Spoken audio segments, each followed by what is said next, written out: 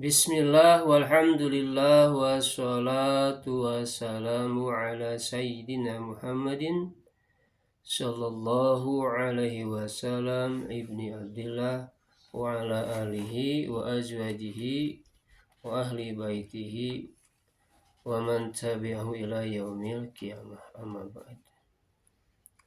Wa ya ikhwani rahimakumullah, kita lanjutkan pembacaan buku Sirah Nabawiyah halaman 98. 5.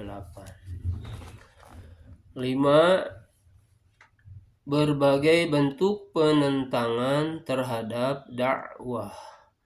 Tatkala musim haji telah usai dan orang-orang Quraisy telah melaksanakan rencananya, selanjutnya mereka memikirkan cara-cara yang dapat menghadang dakwah Rasulullah Shallallahu Alaihi Wasallam, di antaranya sebagai berikut: ejekan, hinaan, olok-olok, dan penertawaan. Hal ini dimaksudkan untuk menekan mentalitas kaum muslimin saat itu. Mereka menuduhkan tuduhan yang sangat menggelikan terhadap Rasulullah Shallallahu Alaihi Wasallam disertai ejekan apa saja. Sampai mereka menyebutkan bahwa Nabi Muhammad adalah orang gila dan sinting, seperti dijelaskan dalam firman-Nya. Artinya, mereka berkata, "Hai orang yang diturunkan Al-Quran kepadanya, sesungguhnya kamu benar-benar orang yang gila." Quran Surat Al-Hijr ayat 6. Mereka juga menyebut beliau sebagai tukang sihir dan pendusta. Firman Allah Subhanahu wa Ta'ala yang artinya, dan mereka heran karena mereka kedatangan seorang pemberi peringatan atau rasul dari kalangan mereka, dan orang-orang kafir berkata, ini adalah seorang ahli sihir yang banyak berdusta. Quran Surat Shad ayat 4. Mereka menjelek-jelekan beliau serta melihat beliau dengan pandangan penuh amarah dan emosi yang meluap-luap.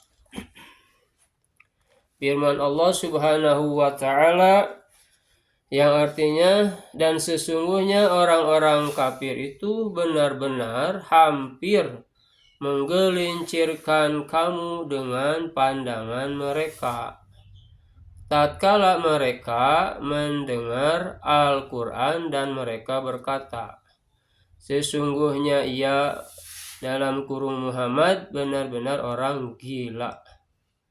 Quran Surat Al-Qalam ayat 51. Catatan kakinya, menurut kebiasaan yang terjadi di tanah Arab, seseorang dapat membinasakan binatang atau manusia dengan menunjukkan pandangannya yang tajam.